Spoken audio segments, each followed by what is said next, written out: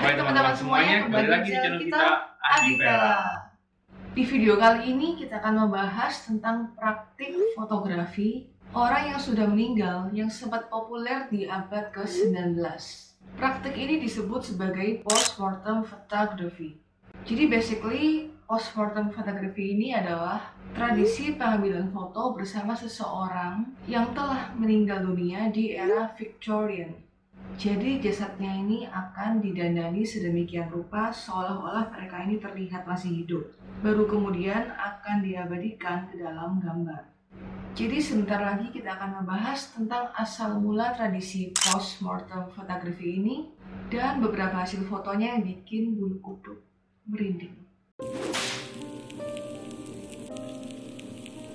Victorian postmortem photography atau yang biasa juga dikenal potret berkabung adalah praktek memotret orang yang baru saja meninggal dunia. Praktek fotografi tersebut dinamakan memento mori, yang artinya adalah ingatlah, suatu hari kamu pun akan meninggal. Biasanya seorang fotografer akan ditugaskan oleh keluarga yang sedang berduka untuk mengambil gambar demi mengenang orang terkasih yang telah pergi meninggalkan mereka. Di mana foto itu nantinya akan menjadi satu-satunya kenangan visual dan akan menjadi harta yang berharga untuk keluarga tersebut. Dan untuk mengenang orang yang tercinta yang pergi secara mendadak, mereka mengabadikan foto tersebut dengan mendandani jasad yang telah tiada untuk memberikan kesan seolah terlihat masih hidup. Victorian postmortem photography ini menjadi hal yang cukup tren di era Victorian atau di zaman pemerintahan Ratu Victoria Inggris, tepatnya antara tahun 1837 sampai 1901. Karena di era Victorian ini merupakan awal ditemukannya kamera. Jadi kamera yang pertama kali muncul itu namanya kamera obscura di abad ke-16. Cuma kamera ini waktu itu nggak bisa ngambil gambar. Lalu di abad ke-19, tepatnya di tahun 1834, ada dua orang sahabat yang berasal dari Prancis, yaitu Louis Daguerre dan Joseph Nipp. Jadi mereka berdua ini berhasil mengambil sebuah foto yang pertama kali dipublikasikan di dunia, atau istilahnya Daguerreotype photography. Mereka berhasil menciptakan kamera nyata dan membuat foto Daguerreotype pertama mereka yang berjudul Boulevard du Temple. Sejak saat itu, fotografi ini mulai viral di kalangan masyarakat Inggris. Tetapi berfoto di masa itu adalah hal yang langka dan cukup mahal ya. Sehingga kebanyakan masyarakat Inggris itu menjadikan tradisi berfoto ini sebagai hadiah terindah bagi orang terkasih yang telah pergi mendahului mereka. Postmortem fotografi ini makin viral di Inggris ketika Ratu Victoria menjadikan hal itu sebagai sebuah tradisi kematian selepas kematian suaminya di tahun 1861.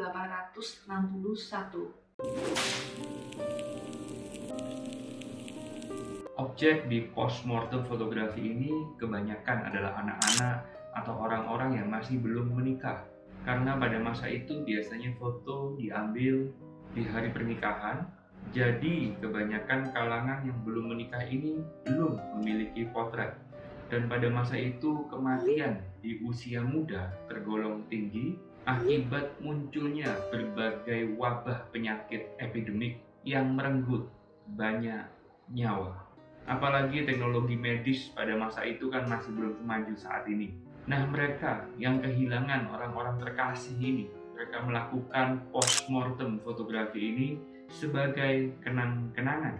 Dan pada umumnya jasad akan didandani selayaknya masih hidup, dan ketika sesi pemotretan, jasad juga diatur posenya untuk memberikan ilusi seakan-akan fotonya itu diambil ketika orang ini masih hidup.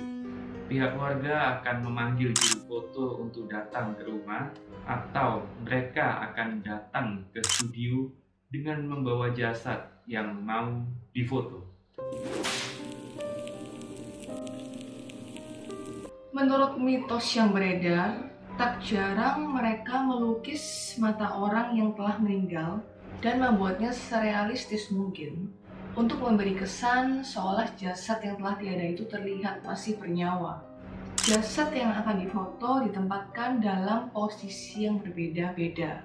Ada yang dibuat seolah ia tertidur pulas, duduk santai, berdiri, atau berbagai pose lainnya, sesuai dengan keinginan demi membuat jasad terlihat hidup.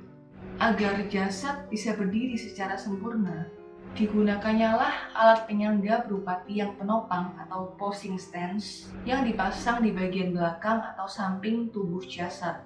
Dipercaya juga ada yang menggunakan tali pengait untuk menopang tangan, supaya seolah-olah jasad yang telah tiada bisa melakukan gestur layaknya seorang yang masih hidup. Jadi ada beberapa tanda yang biasanya terlihat pada post-mortem fotografi ini. Yang pertama, tampilan mata yang tidak wajar. Karena biasanya kan jenazah itu kan dalam kondisi dia menutup mata ya. Sehingga bagian matanya jenazah ketika dipotret terpaksa harus dilukis atau diedit untuk memperlihatkan ilusi bahwa dia masih hidup ketika potret diambil. Lalu yang kedua, adanya penyangga. Baik itu anggota keluarga, kursi, atau bahkan sebuah tiang yang menyangga agar jasad tetap tegak dan tidak terjatuh saat potret diambil. Lalu tanda yang ketiga, pose tangan yang kaku atau tidak wajar. Sebab dalam keadaan tertentu, jasad berada dalam keadaan kaku sehingga sulit untuk mengatur posenya. Ini ada beberapa contoh hasil foto-foto postmortem yang dilakukan di era Victorian.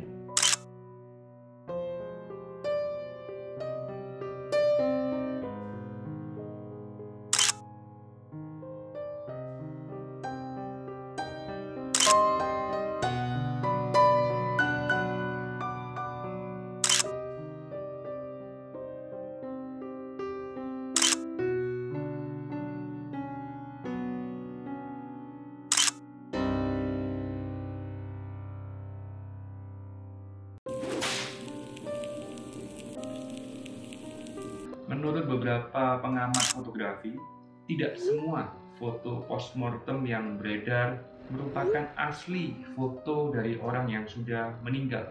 Beberapa dari foto-foto tersebut merupakan foto-foto biasa dari orang-orang yang masih hidup di era Victorian. Banyak dari mereka yang beranggapan bahwa penggunaan tiang penyangga itu bukanlah sebagai penopang jasad untuk bisa duduk atau berdiri, karena sangatlah sulit bagi jasad orang yang sudah meninggal untuk bisa ditopang tiang penyangga yang tidak sebanding besar dan beratnya. Mereka berpendapat kalau penggunaan tiang penyangga pada zaman itu bertujuan untuk menjaga posisi tubuh agar tetap tegak dan tidak bergerak ketika proses pemotretan berlangsung. Karena pada masa itu, kalau kita bergerak sedikit aja pada saat proses pengambilan foto, hal itu akan membuat gambar menjadi kabur dan tidak tajam. Jadi kalau kita mau difoto, kita harus diam dan tidak boleh bergerak selama 1 menit atau lebih, hanya demi membuat satu jepretan foto. Zaman dulu ya. Zaman dulu. Fotonya susah banget. Mau foto sulit guys. Sekarang kalau kalian mau foto tinggal Iya. Oke. Itu juga yang menyebabkan kenapa orang-orang pada zaman Victorian itu nggak begitu ekspresif ketika difoto.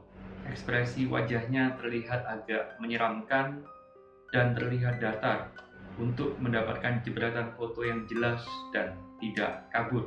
Namun bagaimanapun juga masih banyak yang meyakini kalau tiang penyangga itu juga bisa digunakan untuk menopang jasad. Itu dia guys, tradisi tentang post-mortem photography. Jadi zaman dulu ini mau dapet sebuah foto tuh kayaknya susahnya minta ampun ya. Ya, Jadi perjuangan. iya, perjuangan. Meninggal tuh baru bisa difoto gitu bagi kalangan yang menengah. Ya karena biayanya mahal. Iya, mahal. Jadi Terus kalau- langka kan ya. Jadi beruntung banget ya kita yang hidup di zaman sekarang. Kita mau foto tinggal modal HP, tinggal Iya. cekrek pakai HP udah jadi ya. Iya, luar Di biasa. zaman dulu kan harus sampai kayak nggak boleh gerak 1 menit, Iya. gerak dikit belum. Dan ya saya ampun. yakin pada Nah, zaman itu karena masih belum banyak fotografer yang punya kamera. Iya, Jadi pasti biayanya mahal. mahal banget. Makanya kan orang-orang pada zaman itu foto cuma bisa zamannya pernikahan aja. Jadi mereka kalau belum menikah dan terlanjur mati, Iya. akhirnya mereka harus panggil fotografer untuk mengabadikan wajahnya mereka visual. Jadi postmortem fotografi ini kan tadi tradisi untuk foto orang yang udah meninggal di era Victorian ya. Nah kira-kira kalau di daerah kita ya di Indonesia itu kira-kira ada nggak ya tradisi yang Mirip-mirip seperti ya ini. mirip kayak gini? Kalau kalian punya info atau kalian tahu, kalian bisa tulis di kolom komen di bawah. Oke, sekian video kita kali ini. Jadi thank you buat teman-teman semuanya yang sudah nonton episode minggu nih kali ini dari awal sampai akhir.